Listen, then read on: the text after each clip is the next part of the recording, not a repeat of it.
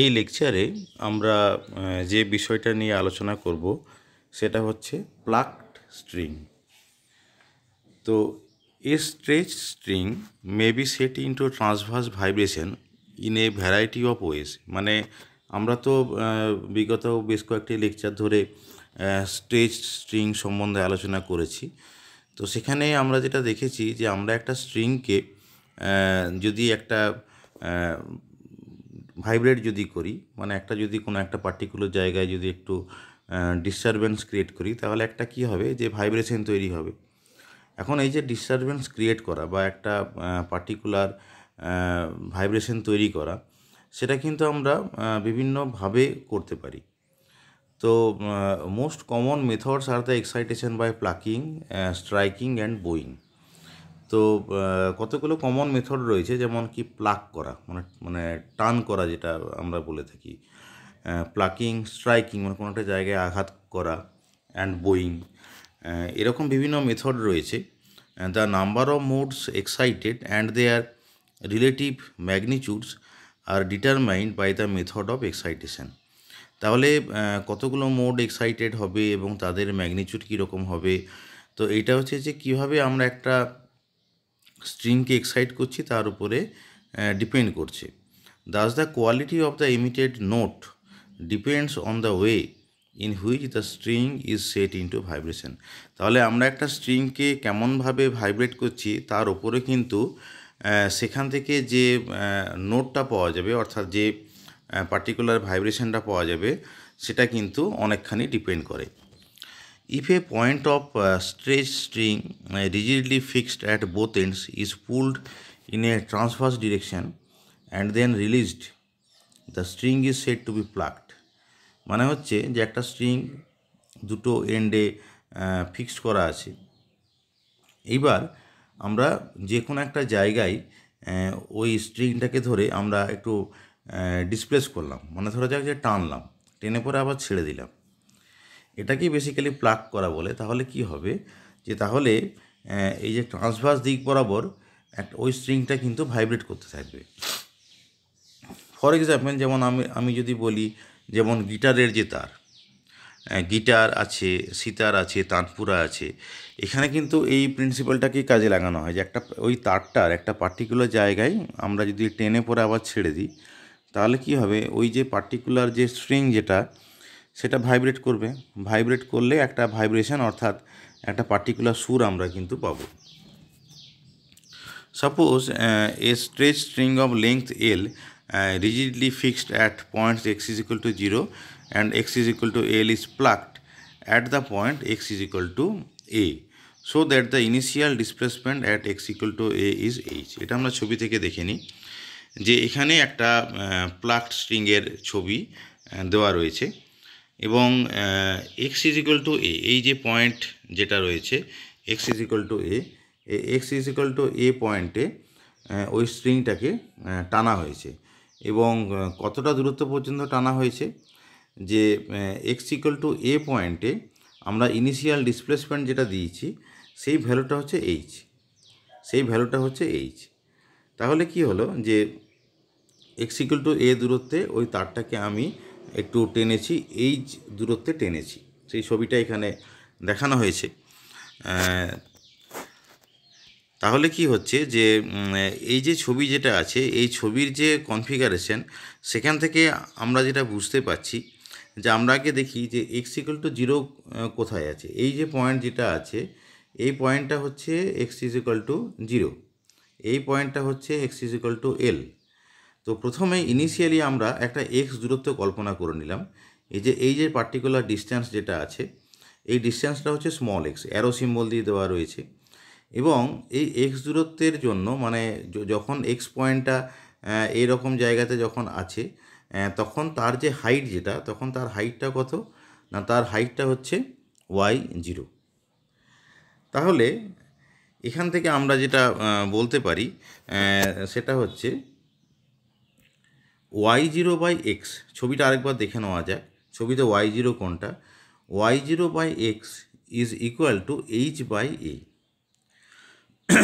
y0 by x মানে basically দুটো ট্রায়াঙ্গেলকে আমরা কনসিডার করছি, একটা ট্রায়াঙ্গেল হচ্ছে এই পার্টিকুলার ট্রায়াঙ্গেলটা, সেখান থেকে আমরা বলছি যে y0/x, y0/x is equal two কত না, y0/x ইজ ইকুয়াল টু হচ্ছে h/a।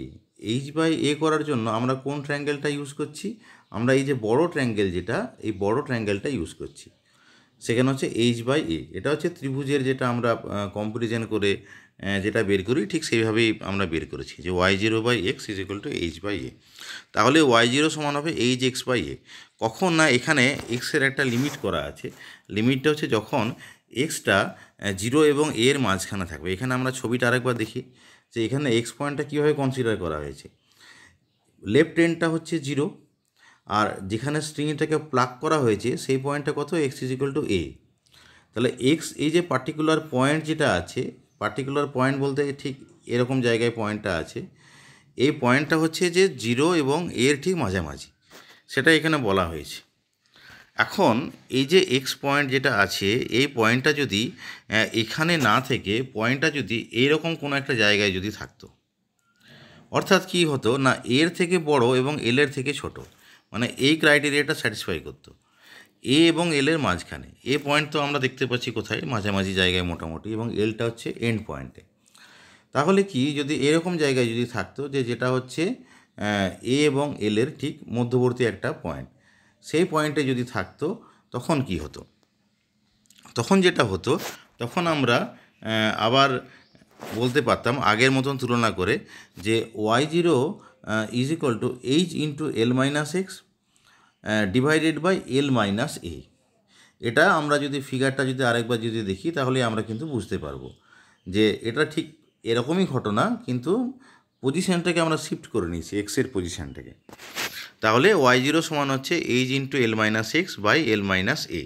এটা তোমরা নিজেরা বাড়িতে একটু চেষ্টা করো, ঠিক একইভাবে ওই দুটো মানে ত্রিভুজ কম্পারিজন করে এই যে কন্ডিশন যেটা আছে, এই কন্ডিশনটা আমরা আনতে পারি। তাহলে এটা হচ্ছে যে y0-র দুটো বিভিন্ন এক্সের বিভিন্ন পজিশনের জন্য y0-র দুটো মান আমরা এখানে পাচ্ছি। y0 মানাটা কি, y0 মানে হচ্ছে যে একটা নির্দিষ্ট পয়েন্ট এক্সের ডিসপ্লেসমেন্ট কত, সেটাই হচ্ছে y0 এর মান। এখন যেটা আগেই বললাম যে here y0 is the initial displacement at any point x, the initial velocity at every point is 0, that is y0 dot is equal to 0, y0 dot is equal to 0। আমরা যেখানে সেইটাকে ইনিশিয়ালি একটা এক্স পজিশনের স্ট্রিংটাকে যেখানে plug করলাম, তার initial ভেলোসিটিটা 0 হবে, y0 dot যেটা আছে y0 ডটটা 0 হবে।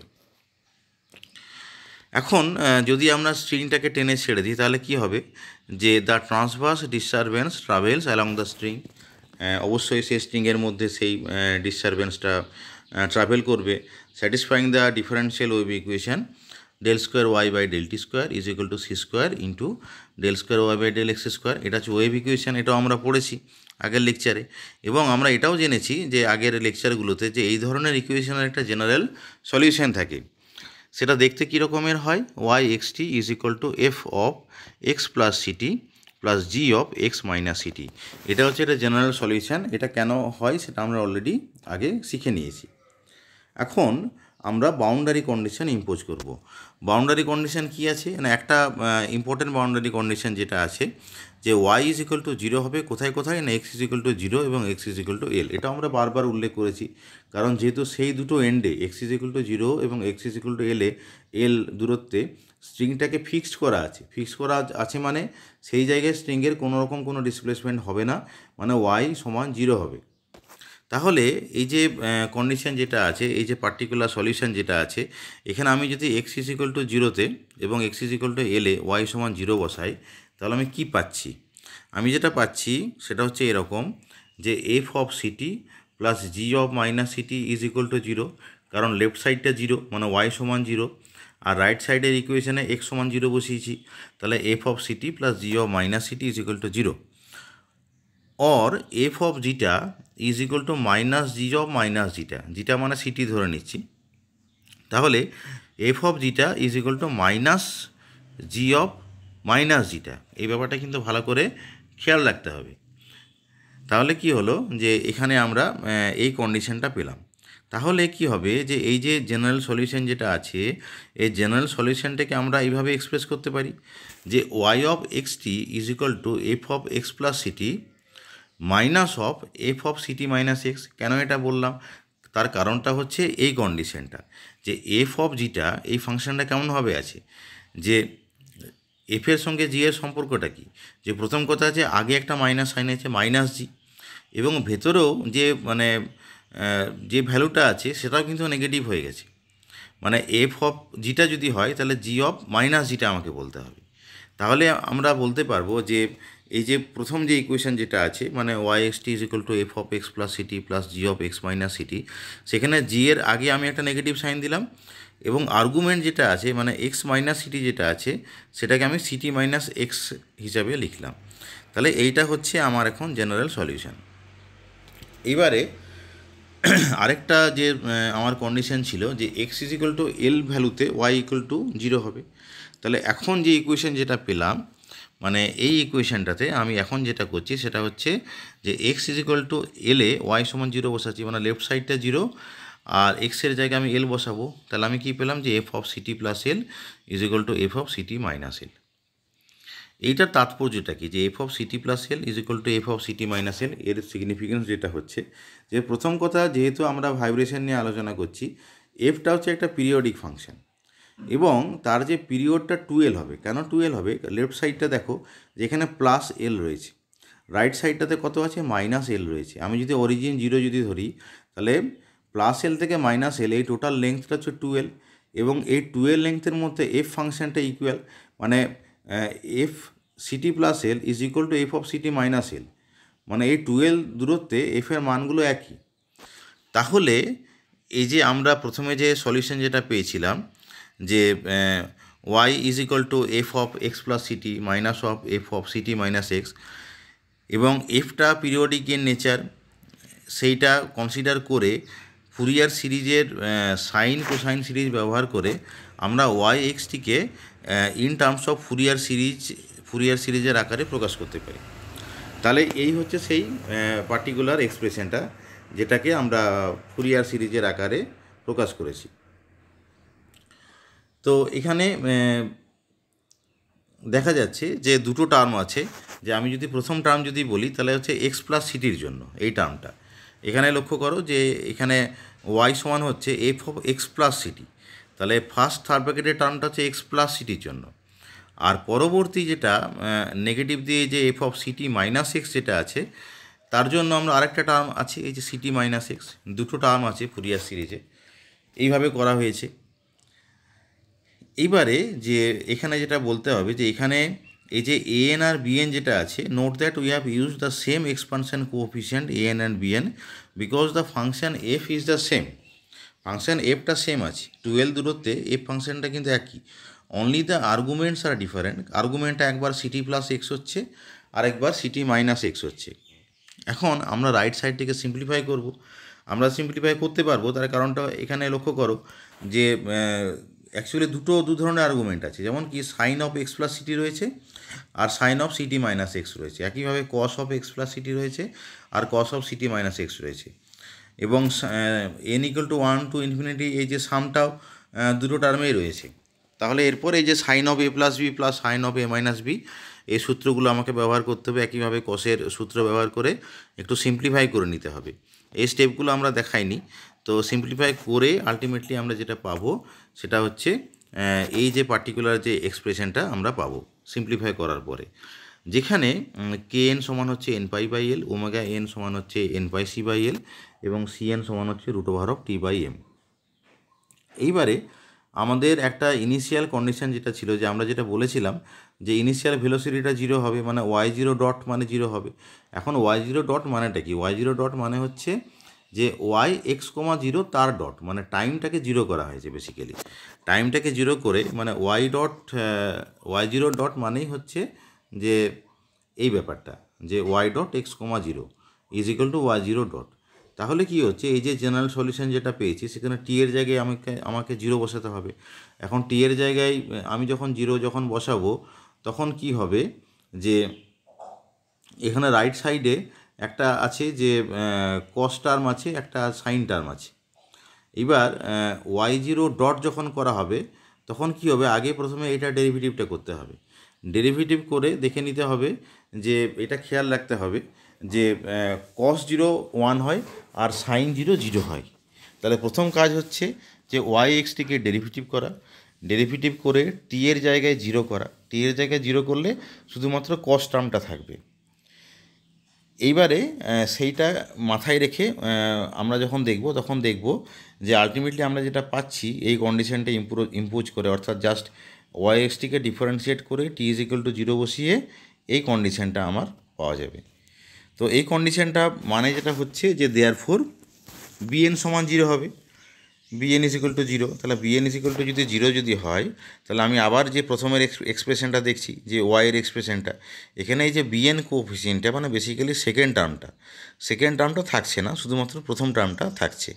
তাহলে প্রথম টার্মটা যদি থাকে তাহলে আমরা যেটা বলতে পারি যেটা হচ্ছে ultimately yx, 0 = y0 = an sin knx। Second টার্মটা থাকলো না, প্রথম টার্মটা থাকছে।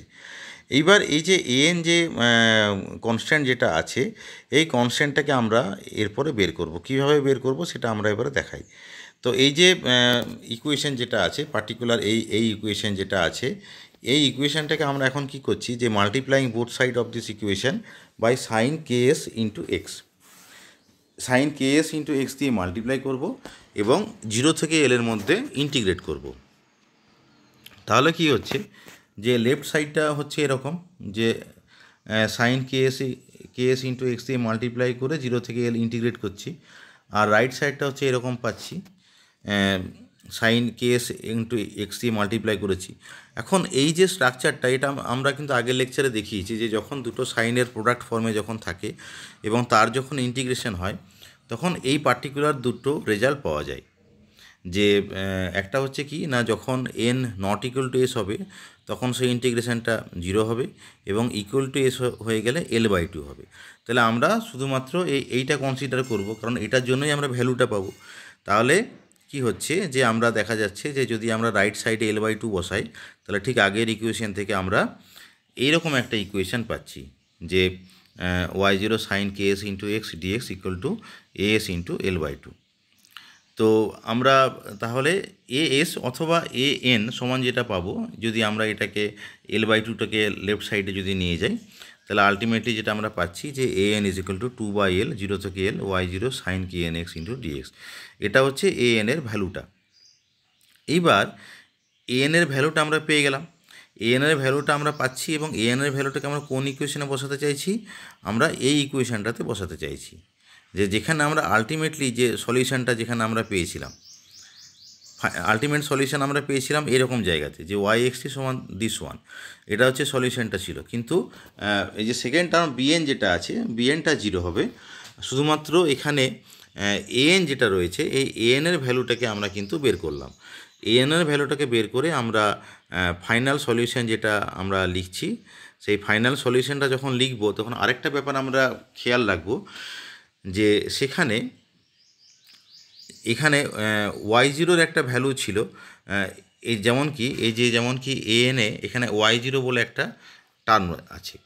তো এই y0টা কি হয়েছিল যে দুটো লেংথের জন্য আমরা দুটো ভ্যালু বলেছিলাম। আমি আরেকবার দেখিয়ে দিই যে যখন আমরা করেছিলাম যে y0-র মানটা দুটো লেংথের জন্য দুটো ভ্যালু আমরা পেয়েছিলাম, এই যে এখানে করা রয়েছে যে একটা হচ্ছে কি যে y0 = hx/a যখন x হচ্ছে 0 থেকে এর মধ্যে, আরেকবার y0 হচ্ছে h ইন্টু l-x বা l-a যখন x এর মানটা a থেকে l এর মধ্যে।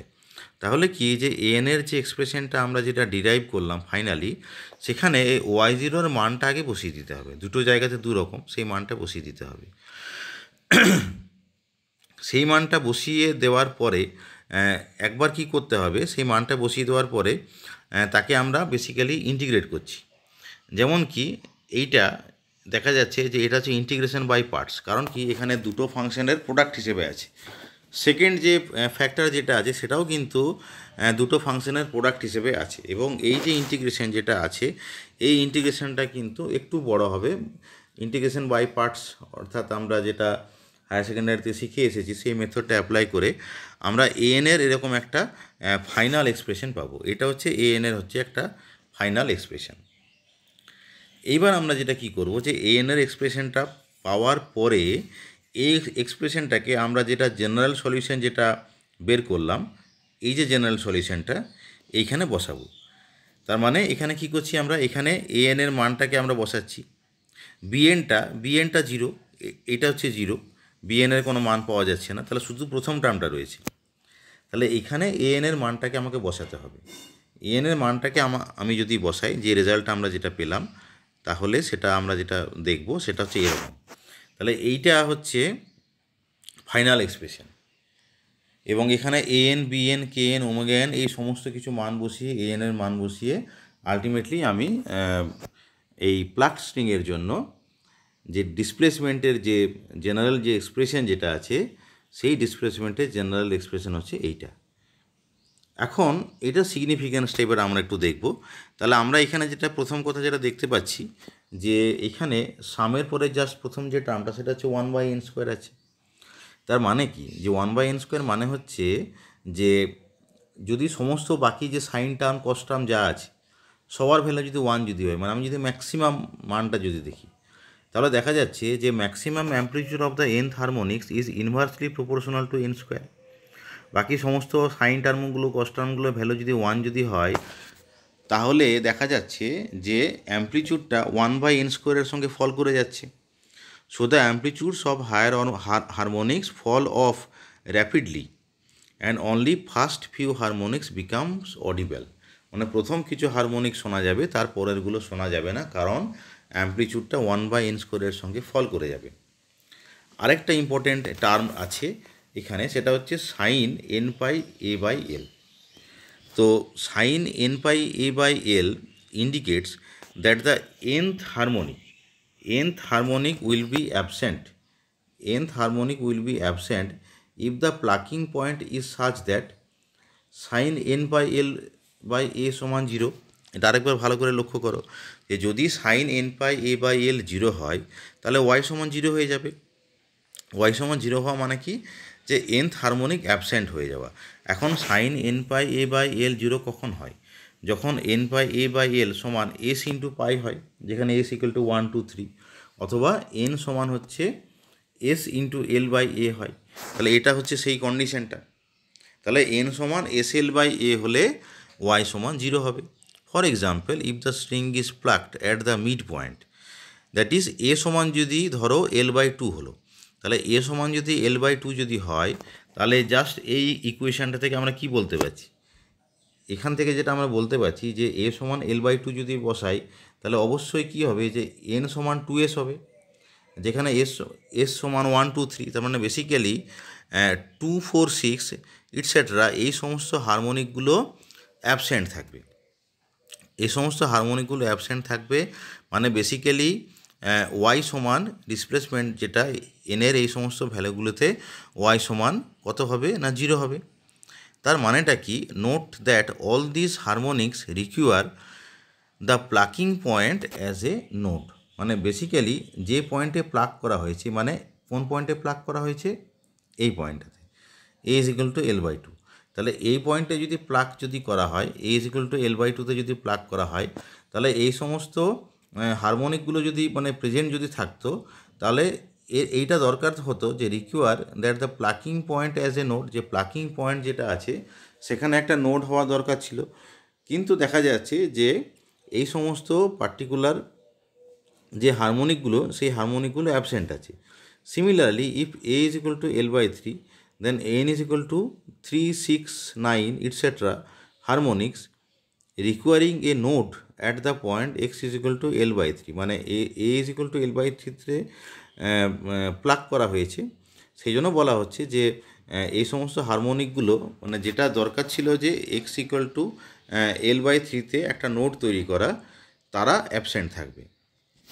তাহলে আমরা জেনারেল স্টেটমেন্ট যেটা দিচ্ছি সেটা হচ্ছে এরকম, যে when any point of a string is plucked, struck or bowed, all the harmonics which require that point as a node will be absent from the resultant vibration.